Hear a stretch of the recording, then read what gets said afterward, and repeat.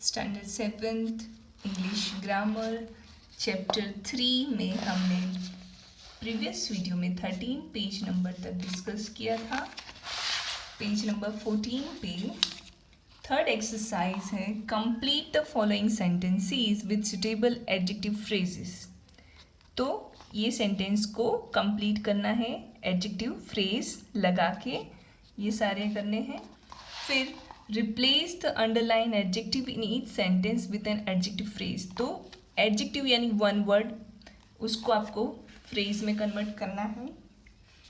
तो कुछ हमने आगे जो एग्जाम्पल्स रीड किए थे उस टाइप से उसको कन्वर्ट करना है। Replace the underline adjectives in each sentence and in each sentence with an adjective. तो अब यहाँ पे फ्रेज है, उसको एडजेक्टिव में कन्वर्ट करना है। तो ये यहाँ तक का पूरा एडजेक्टिव फ्रेज के बारे में है। उसके बाद आएगा आपका एडजेक्टिव क्लोज। तो यहाँ पे भी सेम डिफरेंस रहता है।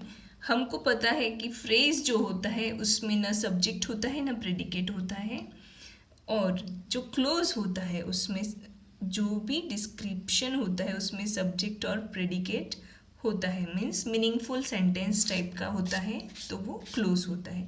अब जब हम लोग एडजेक्टिव क्लोज की बात कर रहे हैं तो N adjective close is a group of words which contain a subject and a predicate. तो जिसके पास सब्जेक्ट और प्रेडिकेट दोनों होता है of its own and does the work of an adjective. Look at the groups of words italicized in the following sentence. तो यहाँ पे example देखते हैं। The umbrella with a broken handle is mine.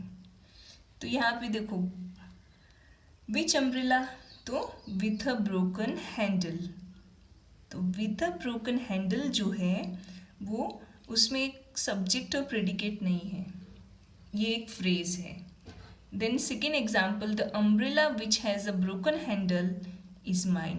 Which has a broken handle. तो ये जो पूरा आप देख रहे हैं क्लोज है, क्योंकि इसमें सब्जेक्ट भी है और उसका अपना वर्ब है, मीन्स ये पूरा पीछे वाला पोर्शन जो है वो प्रेडिकेट है। तो इस तरह से एडजेक्टिव क्लोज जो है वो ये है और ये एडजेक्टिव फ्रेज है। So this is the difference between close and phrase. Now see the adjective close is of two types. अब एडजेक्टिव क्लोज के दो टाइप्स हैं। फ्रेज में कोई टाइप नहीं था, क्लोजेस में टाइप्स है। Defining adjective close, non defining adjective close. तो दोनों के बीच में डिफरेंस क्या है वो देखते हैं हम लोग। तो जो डिफाइनिंग होता है, a defining adjective clause is a clause that restricts, limits or defines more clearly the antecedent noun or pronoun. For example देखेंगे तो ज़्यादा समझ में आएगा कि डिफाइनिंग का मतलब ही क्लियर होता है कि कोई भी चीज़ को क्लियरली मेंशन किया हो, हम लोग इजीली उसको समझ पाए। The man who had cheated me was arrested by the police yesterday. तो यहाँ पे क्लियर है कि वही मैन जिसने मुझे चीट किया था अरेस्ट हो गया है, पुलिस ने उसको कल अरेस्ट किया है। The book which you see on the table cost me 20 rupees. तो यहाँ पे भी देख सकते हैं कि कौन सी बुक की बात चल रही है जो टेबल पे पड़ी है उसकी।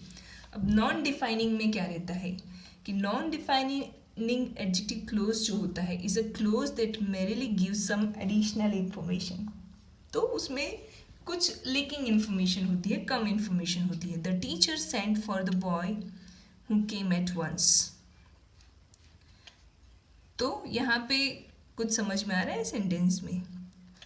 हूँ मतलब यहाँ इसको नहीं देखना है, इसको अभी नहीं देखना है। The teacher sent for the boy who came at once. तो इसमें इंफॉर्मेशन कम भी है और यहाँ पे कॉमा आ रहा है, जो हमारे डिफाइनिंग में कॉमा नहीं था और वहाँ पे कंप्लीट इंफॉर्मेशन थी। आई गेव हिम अ रूपी which was all I had with me. Which was all I had with me. तो यहाँ पे सम लेकिन इंफॉर्मेशन, थोड़ी कम इंफॉर्मेशन होती है। सो और एक एग्जाम्पल बहुत ही अच्छा दिया है, my brother who is a doctor has gone to Japan. तो फर्स्ट सेंटेंस में कैसा है कि that the speaker has several brothers, जो बोल रहा है उसके बहुत सारे भाई हैं, उसमें से जो पर्टिकुलर जो डॉक्टर है उसके बारे में बात चल रही। और दूसरा sentence, my brother who is a doctor has gone to Japan, my brother comma who is a doctor comma. तो दूसरे सेंटेंस में क्या है कि the clause does not define and the implication is that the speaker has only one brother। तो उसमें पता नहीं चलता है सेकेंड सेंटेंस में कि उसका एक ही भाई है या कितने भाई हैं। यहाँ पे क्लियर पता चल जाता है कि उसका एक ही भाई है जिसके बारे में स्पेसिफिकली वो बात कर रहा है। तो दैट इज़ द डिफरेंस की defining clause, defining adjective clause और non defining adjective clause. Normally non defining में बीच में कॉमाज आते हैं। तो इतना ही डिफरेंस है एडजेक्टिव डिफाइनिंग और नॉन डिफाइनिंग एडजेक्टिव क्लोज के बीच में। तो यहाँ तक। फिर एक छोटा सा पोर्शन अभी भी है, an adjective clause qualifies some noun और pronoun in the main clause. तो जो एडजेक्टिव क्लोज होता है वो मेन क्लोज में ही नाउन या प्रोनाउन जिसके बारे में भी वो इंफॉर्मेशन दे रहा है वो मेन क्लोज में आ जाता है। जैसे कि the underline words in the following sentences form an adjective close.